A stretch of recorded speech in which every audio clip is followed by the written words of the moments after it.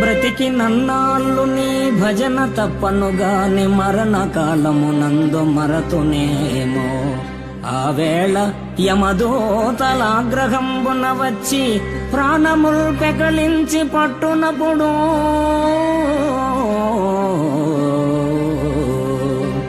కఫవాత పైత్యముల్ కప్పగా భ్రమచేత కంపముద్భవమంది కష్టపడుచు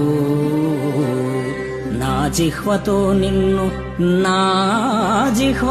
నిన్ను నారాయణ నారాయణ నారాయణ ఎనుచు పిలుతునో శ్రమ చేత పిలువలేను, పిలుతునో శ్రమ చేత పిలువలేను.